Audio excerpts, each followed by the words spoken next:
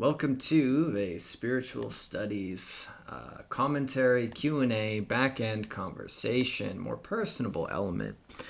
I understand that these sessions don't get a lot of views, but I felt compelled to talk about some of the more personable elements in order to just kind of better gear people as to what to expect from the course, how to reflect on what's been presented thus far, and just kind of serving as a greater context. So what I'm ultimately going to be covering is some suggestions from the audience, some reoccurring questions from the audience, talking about certain problems with the early part of the course, and just some idiosyncrasies, along with what to expect from the future. So, to begin, I want to start by saying it is in the interest of the course to start collaborating with other people in the future. Now, what do I mean by this? So, one of the reoccurring questions that I've gotten is, why aren't there more views on this video? Why aren't there more subscribers to this channel? While that could ultimately be answered in a very vain way, the reality of it is that you, in order to facilitate a lot of views, in order to facilitate a high subscriber count on the YouTubes with the algorithms, that would mean to create clickbaity both pictures and descriptions, or titles more like. And this would also include being very active on other platforms, i.e. the Instagram and the Facebook CG Dolan profiles. I'm not interested in any of this. The focus of it is quality over quantity. I didn't set out to make this course for views. I didn't anticipate views at all. To answer the question in a long roundabout way, for those that were privy to the last update, I elucidated, made it clear that the first 52 sessions of this course were made because I was in a paid position as a religious educational director for a Unitarian Universalist congregation. It answers another question. The early sessions of the course have the audio teases at slideshows and teases at a back and forth between audience and presenter, i.e. me. And the early sessions of the course were through Zoom call and did include pictures and conversation. However, in time, it became more pertinent to let the congregation interact with this material whenever they saw fit. So I just did recordings and it was put out there for them to watch on their own time. This is, however, when everybody else started showing up. And that everybody else showing up is the reason why the course continued beyond me no longer getting paid. In addition, of course, I have, a personal interest in doing this. I research of my own volition. It really just means me putting in the work to disseminate the information, which is generally why it's just been, there's a few reasons, but why it's just been a picture and audio. It's the least work for me. I don't get paid to do this. There is no money in this. I turned away from the funding in order to undertake grad school, which is why the number of sessions coming out has been severely lessened. Answering other questions as well. Now, when it comes to certain faults of the early sessions, when it comes to providing research, when it comes to furthering certain talking points that could have used more context, this can all be explained through one kind of big factor. And that is that, at least when it comes to the sources were given to those that I was serving within the congregation, who I was funded by. So I would provide those sources accordingly. However, ever since then, the sources are not in my hands. So I would need to reverse engineer how I came to that in order to provide the sources for those early sessions. As the courses went on, though, I started providing it in the description instead of just in person as I was recording those sessions. So, of course, anything that came after 52, when I was done being paid to do the sessions, I've always included the research, links, books, whatever. But likewise, when it comes to the money conversation, so, of course, the amount of people, like when people say, why so few subscribers, I honestly, even with how it is at this moment, this was beyond anything I thought of. I mean, I never expected it to attract at all. I was just doing it as a job. And then the amount of people there are just as it is, I'm supremely grateful for, and is beyond my expectation. But with these spiritual subjects, it has a way of attracting contentiousness in certain audience members. And I certainly do everything I can within my individual power to, make it known that I really have no stake in the game, in a very fundamental way. I hope that it comes across that I attempt to be as unbiased and as expressive of all opinions as possible, which leads to some other concerns in the course. In the early astrotheological session, there were references to what is information generally given through the Zeitgeist material, i.e. Jesus, Horus, and correlations between Jesus and other gods along the Levant and in Egypt. And this is certainly not to say that there aren't some really strong correlations, not just like Jesus, Horus, Mithras, Krishna, and that there are real things to substantiate that. However, generally speaking, the very specific things listed in Zeitgeist, of which I gave some lip service to, have been up for debate. And it's a question of the overall philosophy of the course, which is something I want to touch on. And that is that although I definitely feel retrogressively that I would have changed my wording on some of the things, several times throughout the course, I wish I could have given better context and have, given further information to substantiate what I'm saying and let you know where I'm coming from with what I'm saying. But the general philosophy is that I'm not proselytizing. I'm not giving truth with a capital T. I am expressing the many things that have been expressed. I didn't see anybody throw up flags when I talked about ufology in the New Age talk, right? Like, it's not like I'm coming out here and saying this is a factual thing. I'm saying these are things that people say. And generally in the course, I mean, that's what it's all about. Never once has it been really that I'm saying this is what is, this is the truth.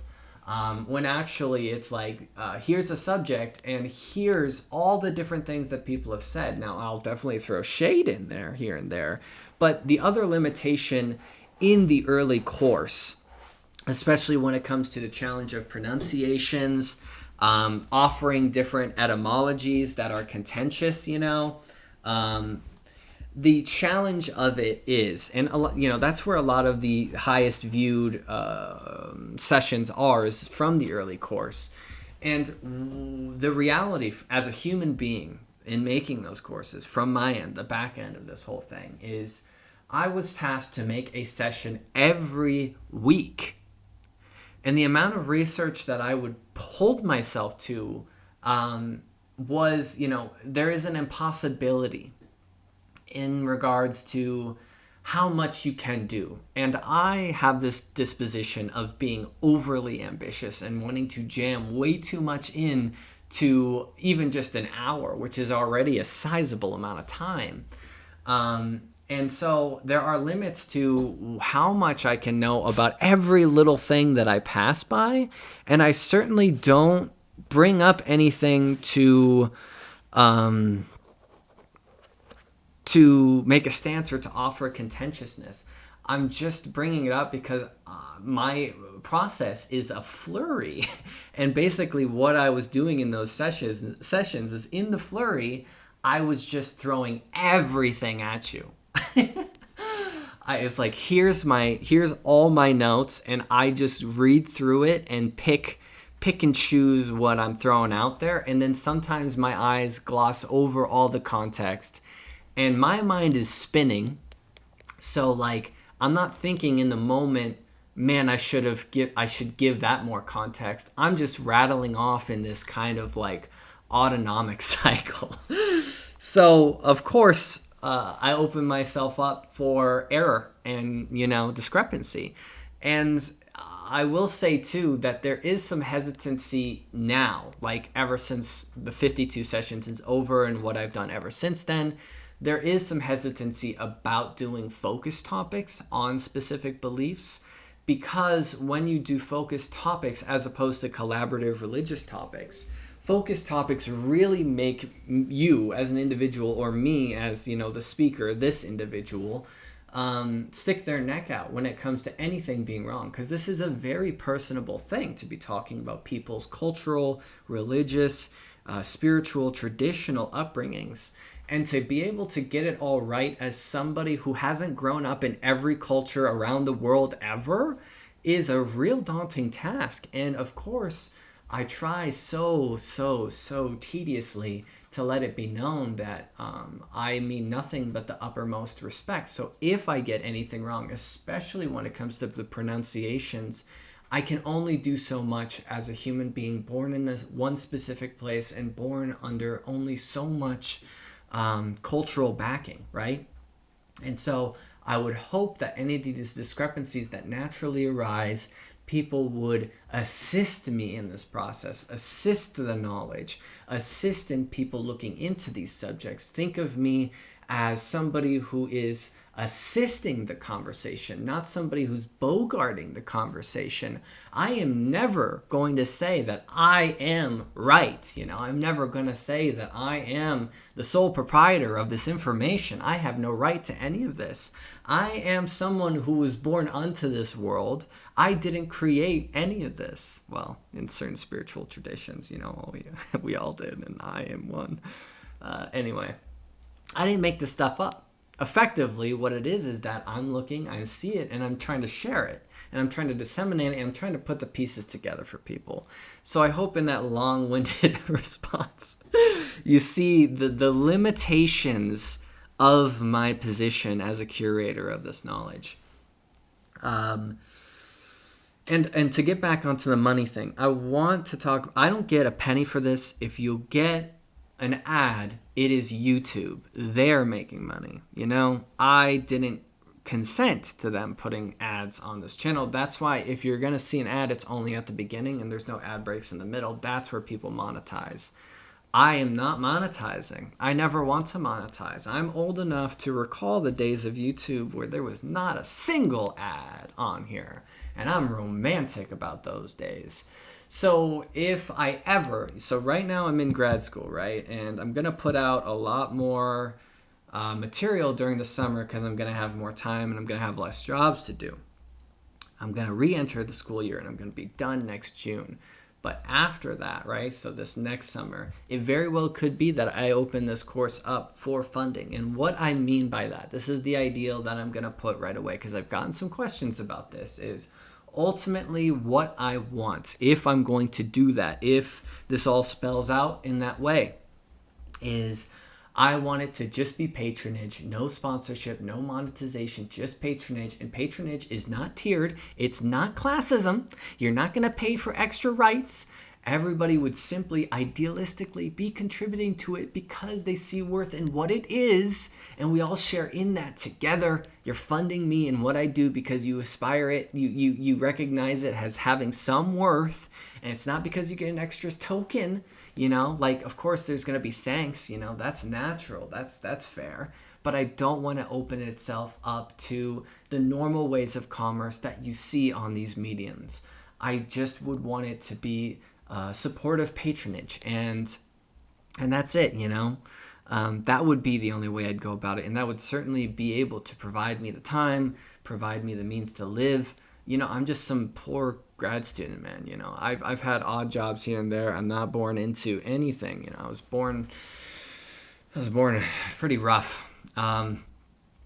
So I don't have backing. You know, this is all pro bono, man. And, you know, my inability to put out sessions all the time is because this is life, you know. We work, and I myself have the disposition of accepting way too many work positions and wanting to overcharge myself mentally, physically. Anyway, so why haven't certain subjects been done in the course before? So question there is on Islam. There are plenty of really good scholars on Islam in YouTube. My particular disposition is that I like to do sessions based off of what I feel inspired by. And it's not to say I don't feel inspired. Or it's not to say, yes, it's not that I don't feel inspired by Islam. It's to say that generally my inspiration is tied to the underdog story. It's to the unmentioned. And to be fair, you know, I'm not out here with Christianity reading verses and talking about what makes different, you know, denominations different from others and carrying on very exoteric conversations. I am generally gravitating towards the understated. And so that's why that really hasn't come up. I have touched on Islam in the afterlife and different comparative religious sessions. I think I did in the dream session as well. The other question of who to touch on was the Native American. And I have studied Native American, both folklore and religious spiritual traditions, really for probably longer than in any other sessions that I've done. The ones that I'm most familiar with are the Lakota, Navajo, the Hopi, and the various tribes up here in the Pacific Northwest. It's a really daunting task because of how many different tribes there are. I very much want to give more homage to that. However, as the course is going in the near future, it is gravitating toward Africa. I feel that's very undermentioned, and I want to do more of that. I did the Yoruba before, and they've been mentioned. The various tribes have been mentioned in different collaborative religious topics. However, these focus sessions on different African tribes, I feel like is not just matching in my inspiration, but is matching in what content is lacking over this platform in general. Also, I want to get back into the esoteric and the occult and secret societies and talk about the 4 elements and get back into some astrology. I also have been putting off grimoires for quite a while. I did an extensive study on grimoires while I was in my bachelor's. And it's something that I've always wanted to continue. There's a lot of things, you know, I'm kind of a too many cooks in the kitchen kind of guy. So there's a lot of things I really want to get to, but time. So as a general note here, as of mid-June, my life is going to open up quite a bit. On the personal side, I am moving very often and going to be living a transient life here in the near future. Very transient. And I won't be stable and have free time until mid-June. And at that point, for those like 3 months from there will be more sessions that will arise. And then I'm diving back, headfirst back into academia again when we'll be done the following June. So that is on the personal side. When it comes to future sessions as well, slideshows will be integrated. You all were very good at responding with your recommendations. The general consensus was no background music overall, and slideshows would be appreciated. And I can integrate that with the programs and technology that I have without me having to pay, you know, for a stupid amount for the Adobe suite or something of that effect. So that's a thing. Also, I've had questions about, you know, why don't you do this like podcast style, like show your face? I'm not really open to that. I like the impersonability. If you want to see what I look like and if you want to reach out to me and if you want to talk, I video chat with several people who follow the course. Then they just reach out and they just want to talk about things. And I'm super open to that. I really dig taking the time to talk with like minds. So never be shy to reach out and to ask questions about me personally or whatever. I'm a super open individual. However, when it comes to that subject of faith stuff, and when it comes to the subject of why isn't this course bigger, if you want to help me with making the course bigger, this isn't me like, oh, make sure you share and subscribe. What it is I'm looking for individuals to collaborate with other content creators or just people with interesting talking points who have history in religious, spiritual credo, and I would like to kind of create an alternate series where I'm just have talking points with individuals, interview them, ask them questions. I have a bit of a background in journalism, so I'd be super open to doing that. But I've had trouble locating individuals with a likened, let's just say, spirit or approach to me. So if any of you know about any creators or have recommendations of creators that I can reach out to, that's something that I've been investigating recently. So do I want to touch on anything else before I close this? I mean, this is the opportunity to assert any questions about the trajectory, the philosophy of the course. Oh, that's what I wanted to mention.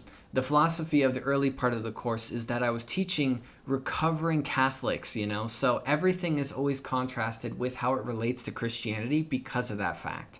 And of course, growing up in the Western world, generally speaking, the Christianity is the baseline of not just people who call themselves Christian in their religious context, but our culture and how we approach the things that we approach in the way that we approach them, even if people call themselves atheists, is from the effect of Christianity in the collective consciousness of the past in Western society. And there's so many examples. Capitalism, how women are treated, why doctors are primarily male nowadays. I mean, yada, yada, yada. As you can see in the course, it generally strays away from that because the audience strayed into talking to the greater populace as opposed to me just talking to the congregants that were paying me to make the course.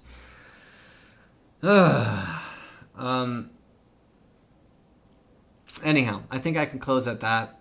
If I think of anything extra that I'd like to add to the personable element of this whole thing, I'll add it into the comments. But that's what the course, that's the limitations of the course, why the course was made, and how, in the directions that the course flowed, what the course is now. Ever since 52, it's been completely my own, and you can see that the resources and the approach has been different ever since 52. And that's because I am not pushed to do it weekly. I am not held in a small window to perform. And that leaves me less open to making too broad of statements without context and so forth. I think the quality or the approach can be felt very distinctly from session 53 forward. And that's ultimately what I hope for. There are certainly things that I wish that I could fix about what's been said in the early sessions. But, I can own my mistakes, and the whole course is about learning, right? So I'm learning as I'm disseminating, and this only improves the longer I do it, of course, naturally, right? Obviously, but I think that shows, and I think with people gravitating more towards the topics that were talked about in the beginning, I don't think it necessarily gives the right perspective of where things are now. Anyhow, there it is. And it won't be too long until y'all are seeing me in a new session in the near future.